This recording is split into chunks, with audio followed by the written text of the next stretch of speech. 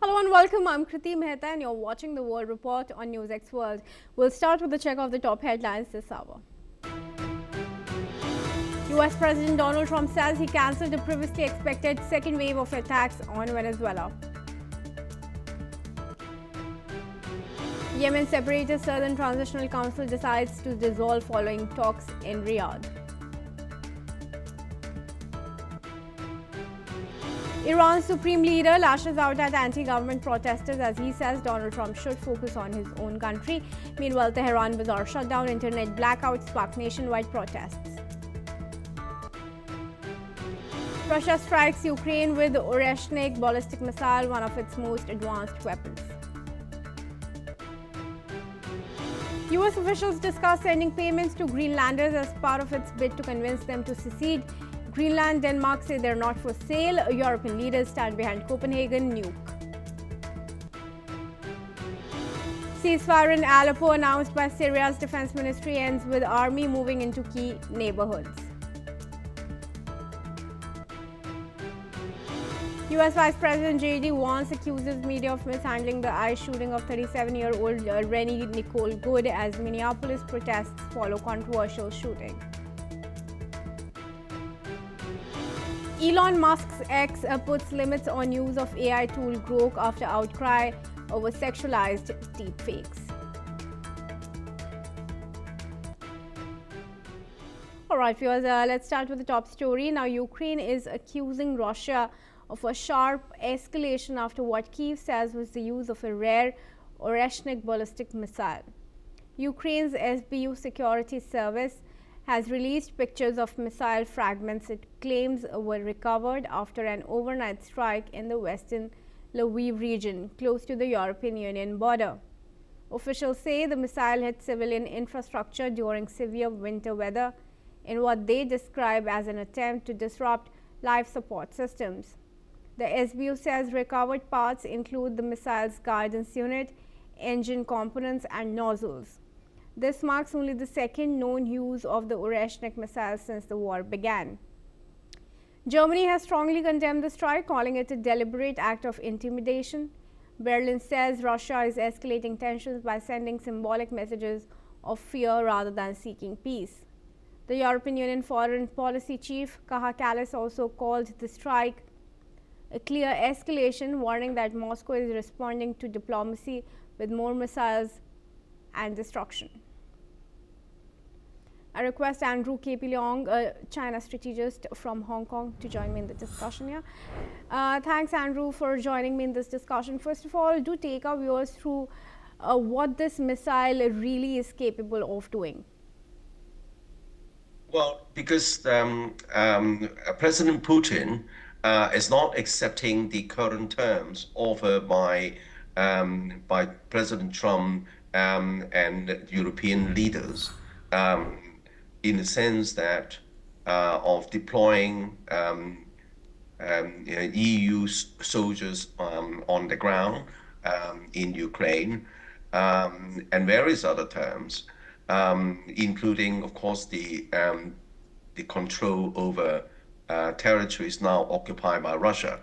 So, as Trump wants to end the Ukraine war, at first, I mean, he thought it could be ended in one day, but now it's dragging on, and his credibility is at stake. So he's putting pressure on Russia by even putting pressure on India, imposing something like 500 times tariffs in order to force the hand of Putin. But Putin is now taking advantage of the United States being bogged down in Venezuela and in other areas, is now pushing its gain and is now firing these missiles to weaken Ukraine's resolve. But let's face it, I mean, Ukraine is now a broken country, having been ravaged by war over several years, and then is running out of ammunition, running out of money, running out of bodies. And so Putin is trying to push its gain as far as possible in the Donbass area, but also trying to weaken the resolve of the Zelensky government, hence these missile attacks. All right, sure. And how much of a destruction is capable by the use of this Oreshnik missile? Well, these missiles are intended to disrupt the energy supply of Ukraine. The winter is, of course, is now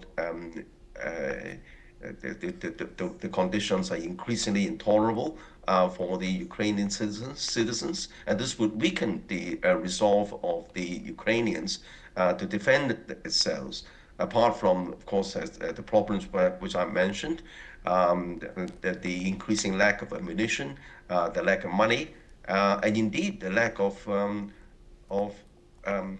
sustainable support, even in Europe, because the European constituencies, even though they want to defend Ukraine's sovereignty, but on the other hand, the war has been dragging on for so long, and the patience of certain parts of the European electorate is now weakening. So the Putin is trying to push his gain as far as possible before there's any final deal over the future of Ukraine. And what's your assessment of the reactions that are coming in now after the, strike from different parts of the world? Germany is condemning, but there are also that are in favor of it. Well, of course, I mean, people will continue to condemn the Russian invasion, but it's not going to change anything. In the sense that people are condemning President Trump's recent adventures in Venezuela, it's not going to change anything. Now the whole world is now pivoting towards not so much because the old rule-based order has been thrown out of the window. It's now the rules of the jungle. Sure, indeed. Andrew, thanks for your comments there, but I request you to stay on with me. Moving ahead, viewers, let's also tell you that US President Donald Trump is meeting top oil executives as part of plans to revive Venezuela's oil sector. The administration claims US control over the country's oil indefinitely following the capture of President Nicolas Maduro. Trump hopes at least $100 billion will be invested to restore Venezuela's energy infrastructure, which has suffered years of sanctions, mismanagement, and underinvestment. Chevron is currently the only US company operating there, while others like Exxon, Mobil, and ConocoPhillips left decades ago. Oil executives remain cautious, citing security risks, political instability, and Venezuela's strict fiscal rules. Experts say restoring full production could take over a decade and tens of billions of dollars. Washington plans to selectively lift sanctions, supply equipment, and support infrastructure upgrades, but companies want guarantees on safety, legal stability, and financial backing before committing. All right, let's request Andrew to join me back in the discussion here. Andrew, how will a Trump administration be able to assure the security guarantees that these oil companies are seeking to invest and to extract the oil from Venezuela? Well, first of all, Trump started this invasion of Venezuela on the pretext of anti-drug trafficking. But of course, Venezuela does not produce fentanyl and is now pivoting towards controlling Venezuela's huge oil reserve, which is the largest in the world, larger than Saudi Arabia. But then Venezuela's oil is a kind of heavy oil, very thick, muscus, and requires a lot of refining capabilities or facilities. Well, these facilities are no longer viable in Venezuela, or indeed even in the United States, because the demand is so huge, and China has been perfecting this refinery process. So I think that is still a lot of the oil require the refining facilities elsewhere, and there is a huge need for investment to perfect the kind of refinery facilities. It may take not only months, but possibly years to do this. And of course, the oil companies had their fingers burnt with the previous Venezuela government, having seen their investment confiscated and so on, nationalized. So that with the Trump administration's now seizure of control over Venezuela, that would provide them with comfort for the Americans oil majors to invest in Venezuela. And of course, the Trump already mandates that Venezuela would hand over something like 30 to 50 million barrels of oil on the pretext that the oil represents the amount of oil stolen from the United States. But to get all this oil requires a great deal of investment and the building of various refining facilities because of the nature of the oil in Venezuela. Sure. Once that's done, how do you see the prices of oil changing, and the countries that had so far been relying on oil, cheap oil and gas from countries like Russia, changing their importers? Well, in fact, hours before President Maduro was abducted, he was already in a discussion with China's envoy on deepening the economic and various ties with China. And these, of course, ties have been going on for a long, long time in trade, in kind of refining facilities. And of course, China has invested something like 60 billion US dollars or more in Venezuela. But now with the game changer, because one of President Trump's objectives in this Venezuela invasion is to cut off or at least drastically reduced Venezuela's ties with China. But on the other hand, as I explained, a great deal of the oil requires to be exported because it's not going to be exported to the United States. The United States doesn't need the oil. The United States is the world's largest oil exporter now, no longer importing as the importer. The world's biggest customer importer is now China. And hence the pivot of countries in the Arabian Arab Peninsula towards China. And as far as Venezuela is concerned, in future, even if the oil industry doubles and increases its oil production, a great deal would need to be sold to China.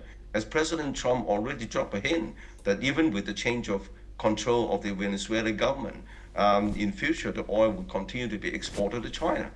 I think that there are a number of dynamics involved. The nature of the oil in Venezuela, the investment of the long ties of Venezuela economy with China, and of course China's have got very powerful stranglehold over Americans' Achilles heel in terms of the rare earths, in terms of the dominance in the whole range of supply chains, including various either rare earths, rare minerals, or even silver. And of course, silver is the refining of the silver that matters.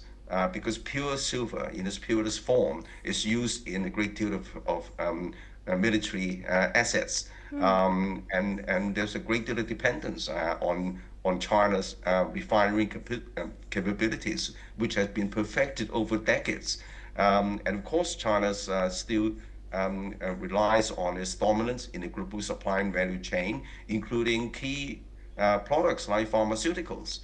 So I think that China's got a lot of weapons in its arsenal to withstand any kind of coercion and American imperialism, which is now imposing itself on the rest of the world.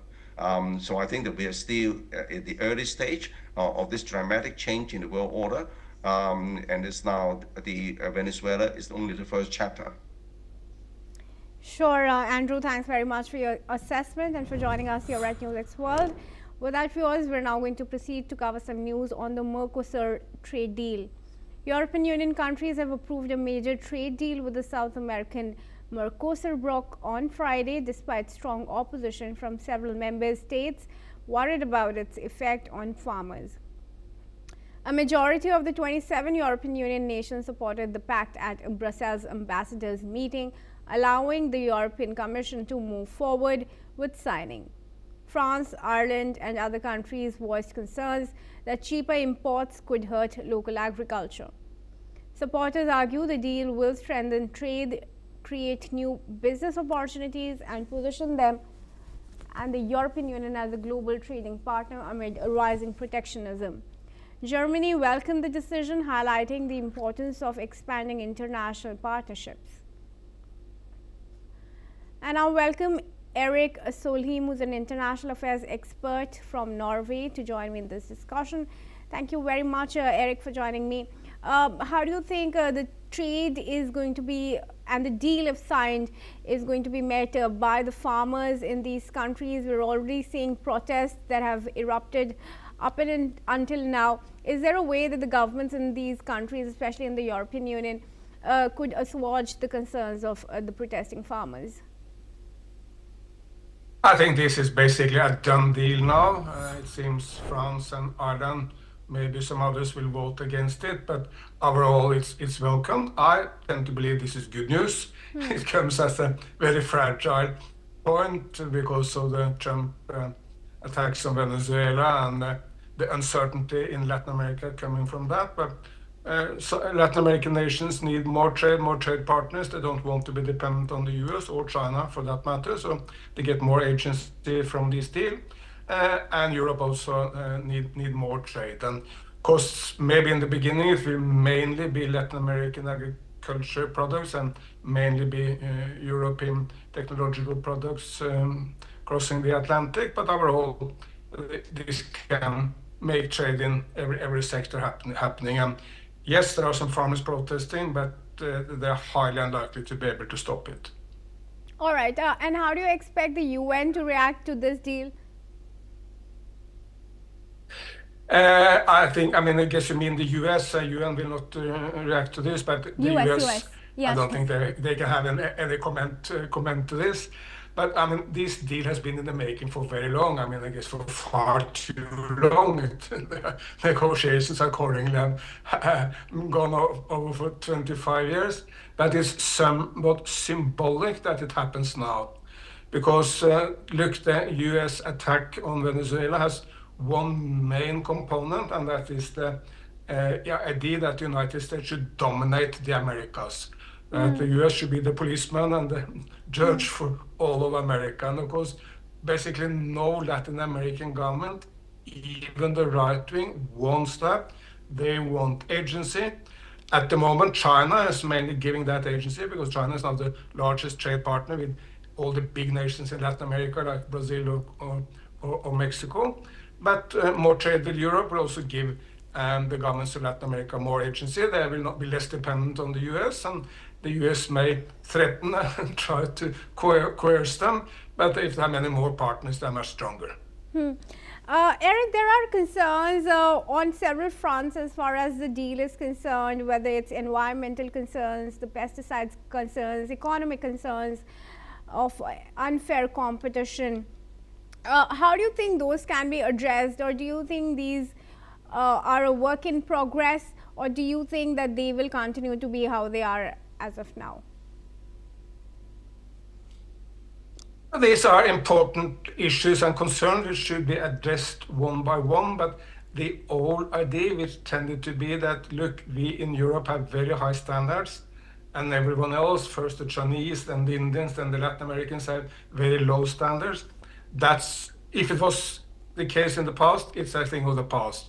Now, many other nations have as high standards as Europe, and we should find ways of working together to make sure that labor standards and environment standards and all other standards are upheld, because that's supposed to demand from the people everywhere. All right, Erik, thanks very much for joining me in this discussion. I request you to stay on.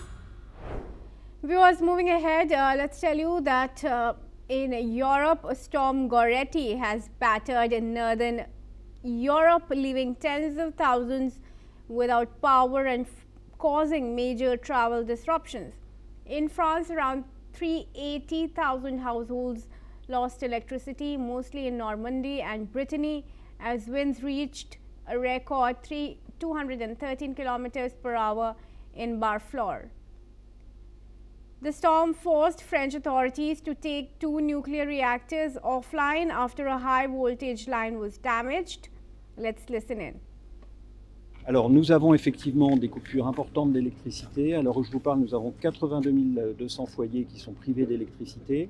Les services d'Enedis sont sur le terrain, ont été sur le terrain toute la nuit pour rétablir l'électricité. Donc nous espérons que d'ici la fin de matinée, une grande partie de ces usagers pourront retrouver de l'électricité. Il en est de même pour les réseaux téléphoniques. On a environ 50 000 personnes qui sont privées de téléphone. Across Britain, 57,000 homes lost power, schools were closed, and rail services in central England were suspended. Let's listen in. Yeah, it's just terribly frustrating, and I think it was just the speed with which it all closed down as well, and the lack of information. It just added to the frustration. Terribly frustrating, and then we had to try and find somewhere to stay because we'd given up on the idea of trying to get home, and eventually sort of 10:30, so this is 3 hours after we started, 10:30 we found a room in a travel lodge. Not the first travel lodge we tried. We had to trudge through the snow all through the city trying to find somewhere to stay. And it was snowing quite at that time. It was snowing very heavily at that time. We were wet through, very demoralised, but you know, it's an adventure. It's an adventure, and I mean, to be honest, I was hoping to get on some train, but got to know in the morning because I was traveling. To be honest, had to travel from University Station to New Street by train. Those been cancelled out. Looked for the buses, they've been cancelled out. Had to get a cab, unfortunately, but can't help it, right? Because this snow pretty bad everywhere. So, how are you feeling? I mean, I should have been well prepared because the department had already told that you could expect a storm, the trains might get cancelled, so I should have been better prepared. I mean, it can be frustrating, but you know, you can't help it. The nature is like that. So used to it. Meanwhile, Germany has halted long-distance trains, citing one of the most severe weather storms in years. Flights were also affected, with about 40 cancelled at Hamburg Airport and 80 at Amsterdam's Schiphol. Emergency services worked through snow and gale force winds to keep people safe. The military in Hungary assisted motorists trapped in heavy snow, while flooding and strong winds caused damage across the Western Balkans and northeastern Turkey. Authorities continue urging residents to stay indoors as the storm moves east. Request Eric to join me in this discussion here. Eric, you're there in Norway, in Europe. Talk to us about the situation as of now. From the kind of damage. I mean, there is no doubt. Yeah, please. Sorry, there is no doubt that there is a major impact on air traffic, on rails, and also a number of people have got their electricity cut off in northern France, and there are effects in Germany, Netherlands, UK, and France, as you say. As a Norwegian, however, we tend to take a little bit relaxed view on this, because we are used to cold weather and winter storms, and we tend sometimes to laugh a little bit when this happens in Central Europe, or for that matter in the United States, because people are not prepared.